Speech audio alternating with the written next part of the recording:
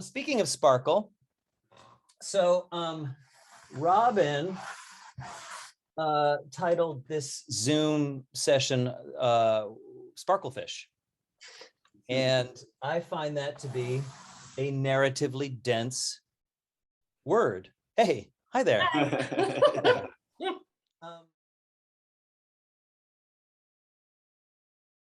Is there a color that's coming to mind when I say sparklefish?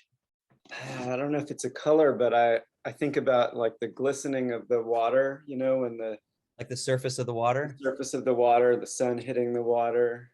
Is the sun hitting the water, whatever that is, and let's you and I have a little time, and then we'll see if a story, if I see something there that begins to story, then we'll follow up with that. Sure. Excellent. Sure.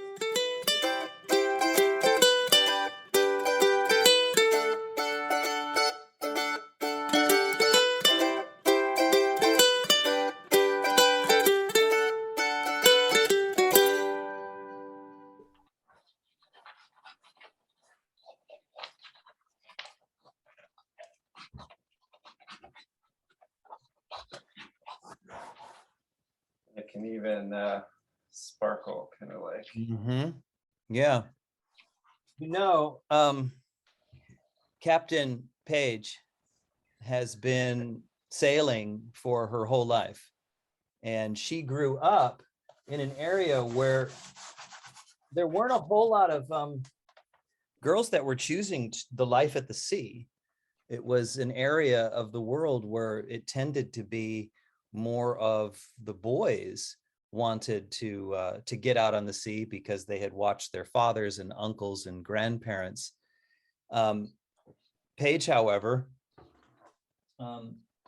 watched her mother go out into the sea and fish for the community.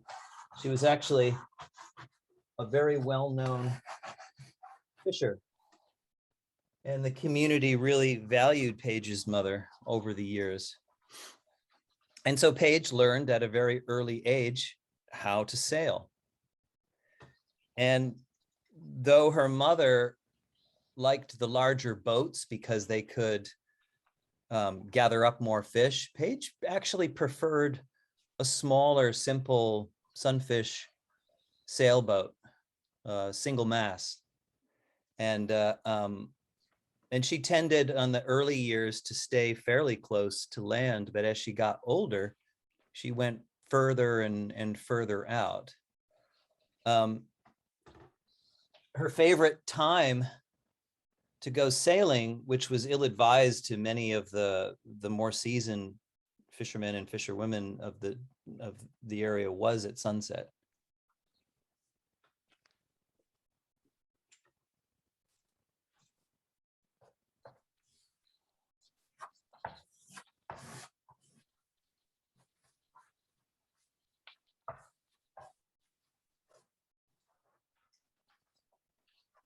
This one particular evening, as the sun was setting and she could see in the distance the rolling hills and mixed with the clouds of her hometown, she found herself just being dazzled by the sparkles on the waves and how the sun was meeting the hills. And she did something that she very seldom did. In fact, she hadn't done this, which is why her mother and the others that lived in town trusted her. So she wasn't paying attention. The waves actually were building without her noticing, because she was so taken with the sun.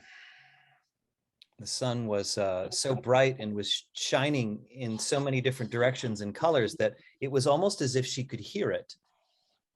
And the colors had like a musicality to them. And she was hearing a song inside her head as she looked off and saw the sun setting with all those colors on the hills and on the clouds. And it reminded her of a song that she heard her grandmother sing And it was a song that had to do with beings of the sea and how they needed to be met with respect. And if met with respect, they would indeed, in turn, give the people gifts, physical gifts, or even just gifts of wisdom. And she was so lost in this song that she didn't realize that she had gone too long. And now the sea was actually quite choppy. And she could see by the surface of the waves that she needed to do something about it and head back to land quickly. And so she began to rig her sail so that she could change course when her eyes landed on something not too far away. It was a different color than the water around it. And it was moving differently than the water. It had this warmth to it, this orange golden warmth to it. And she tried to figure out exactly what it was. She knew she needed to go. She needed to leave. She needed to go back to land. But first she needed to sail toward whatever this was. Was it a reflection? Was it a trick of the weather? No, there was definitely something in the water. And so she sailed right for it. And as she got closer, it gained in definition. It began to form an edge to it so that she could see this was not part of the water. This was actually a creature. She could see its mouth open. She could see that it had some fin along its back.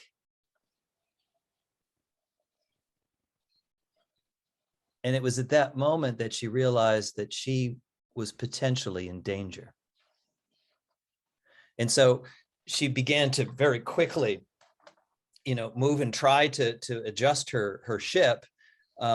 This was exactly what her mother had warned her about so many times. You never let your guard down. You never let yourself get lost. You need the sea is demands that you really be present and keep your eye on the distance and see what's coming your way so that you can adjust and tack to safety. This creature got closer and closer until it actually stuck its golden orange head out of the water.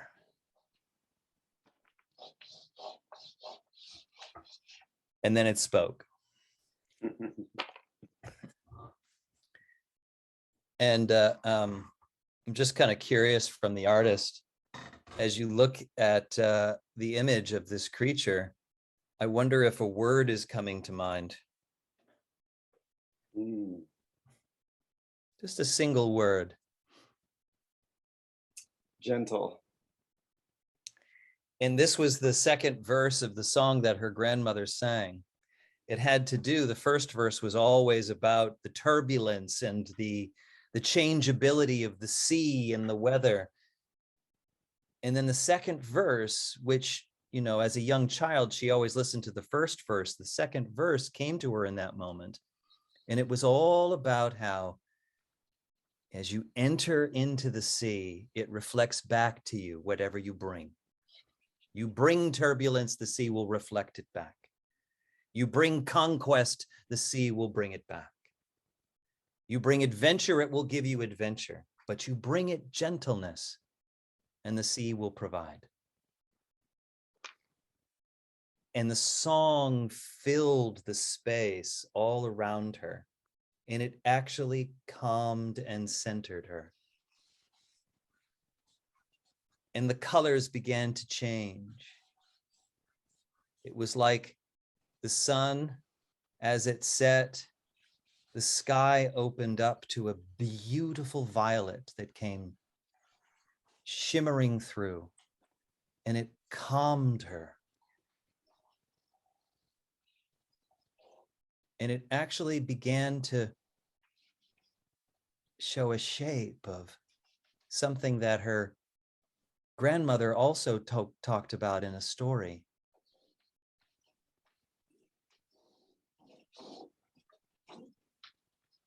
It was like a creature of the heavens. It was like the hand of the divine holding her town and holding that land in such a way to always remind them that even when they're in turbulence, even when they are seeking adventure and conquest, even when they are in fear and worried about the future, this beautiful tumbling landscape around them in purples, oranges,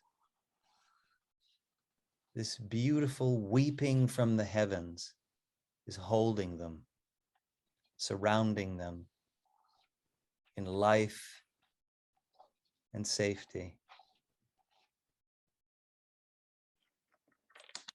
And then she suddenly looked around her. The water was no longer roiling. The sea creature was no longer to be seen, except perhaps in her imagination deep under the water. And all she could see was her pathway back to her home.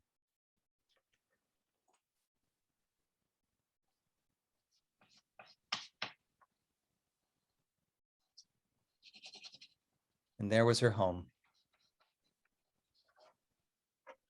The dock, the roof that kept her safe. And was that a figure out at the edge of the dock? Yeah, the same color of the creature that was under the sea. Had her hand out. It was her mother. She waved back, as was their tradition when her mother would go out to sea. She would wait for her at the edge of the dock with her hand raised. And now it was her turn to wave to her mother, to let her know that all was well. And it had been a delightful trip out at sea.